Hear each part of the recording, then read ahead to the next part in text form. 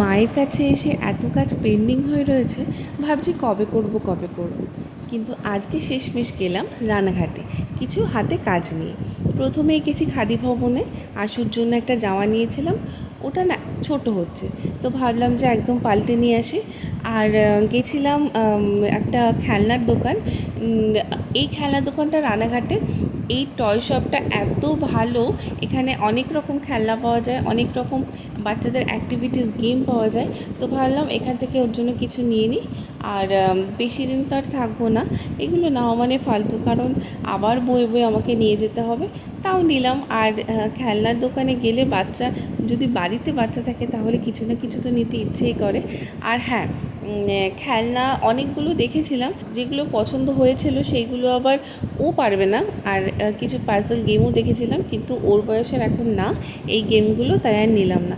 যেগুলো ওর বয়সে সেইগুলো নিয়েছি। আর ওর জন্য নিয়েছি একটা ওয়াটার বোতল। আর হ্যাঁ, ওর জন্য একটা জুতো নিয়েছি। ওই জুতোটা না এত ভালো লাগছিল। হ্যাঁ, বলে দিই আগে, মাঝে গেছিলাম খাদি ভবনে। খাদি ভবনে গিয়ে আমি ভেবেছিলাম যে সেম কালারের পেয়ে যাব, কিন্তু না, সেম কালারের পাইনি, পেয়েছি একটু ডিপ। তোমরা দেখতেই পাচ্ছ এই কালারটা, তো ভালোই লাগবে। আর হ্যাঁ, ওর জন্য জুতো আনতে গেছিলাম। সবাই না এখন ক্রক্সের জুতো পরছে, তো ভাবলাম ওর জন্য একটা নিয়ে নিই।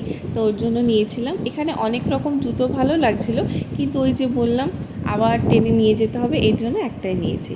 আর আমার বোন তো চিকেন খায় না, তো ওর পনির টিক্কা র্যাপটাও খুব ভালোবাসে, বেক ইন্ডিয়ার। তো সেটা আনতেই গেছিলাম, ওটা পেয়েও গেছি, আর ও তো খুব খুশি এটা পেয়ে।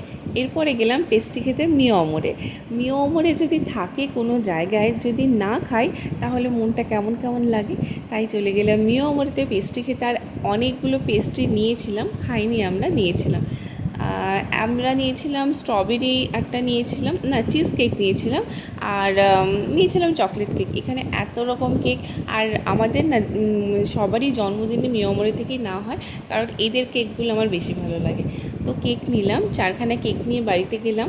আর হ্যাঁ, মিয়মরিতে দেখলাম ফিশ চপ আছে, তো ভাবলাম যে একদম কিছু খাবো না, তো ভাবলাম ঠিক আছে চলো ফিশ চপটা খাওয়া যাক।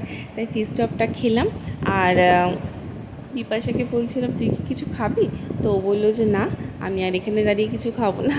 আর ওকে বললাম কি যে এত টাকা হয়েছে তাহলে দে, তুই দে। ও বললো যে না, তুই আমার দিদি হোস, তুই দিবি।